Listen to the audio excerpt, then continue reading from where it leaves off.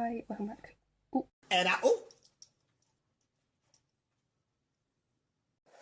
hi, welcome back. Oh, did I just? Yeah. Hi, welcome back to my channel. Sorry if I said hi twice.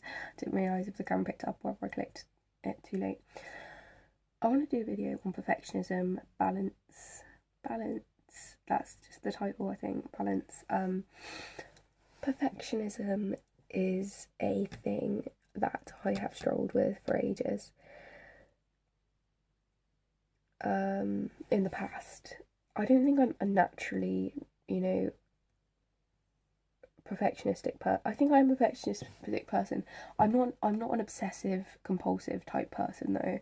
So my perfectionism mainly came from anxiety. So I was the type of perfectionist that, like, if I couldn't cope, I'd sort of focus on perfectionism in order to cope with something. I think it's part of my, like, Aspergic traits and, like, autistic traits, which I'm not diagnosed with, but I think I have traits, and it's kind of like, I think it's natural in the human mind, if you can't fully fathom a thing, the world is very complex, especially as a child, that you sort of focus in on something that you can conceptualize, especially if you have a lot of trauma and you have a lot of chaos going on. You might have to do that a lot, and that's what I had to do, so there we go.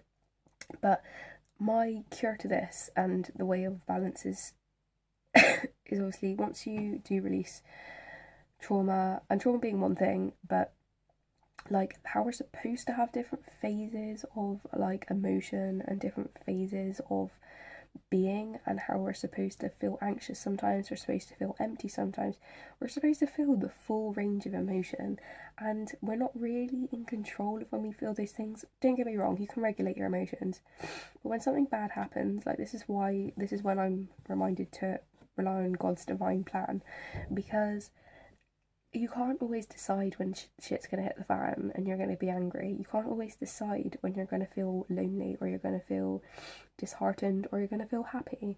You just can't. And the wheel of emotion, which I did a video on ages ago, is very interesting, because you actually, the opposite to a certain emotion, for example, if you feel happy, the opposite emotion to happy is actually anger. So it makes more sense to me now why people try and get angry, because it actually makes them happy, because as a, like, polarity to that, when we're angry we try and think of something that's happy in our subconscious mind to try and even it out.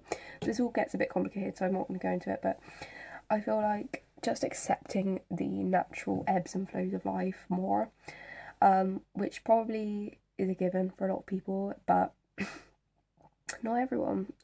So even the lunar phases of the moon, sometimes it has phases where you're supposed to feel empty and you're supposed to plant new seeds and whatever. It's okay to do that and be able to be with reality, because sometimes if you have a lot of stress or trauma or whatever, it's an instinct to want to escape it mentally through whatever means, in terms of mental means, in terms of throwing yourself into a job, throwing yourself into relationships, going out all the time, blah blah blah.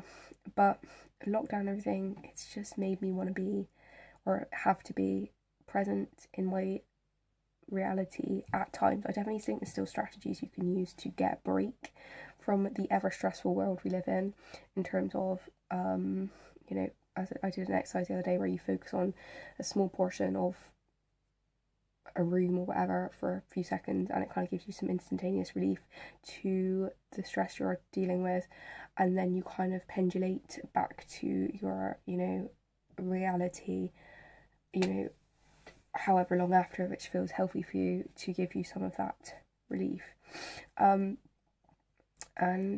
yeah, so I think perfectionism is just different for everyone, but if you're an anxious perfectionist like me, tackle the anxiety first.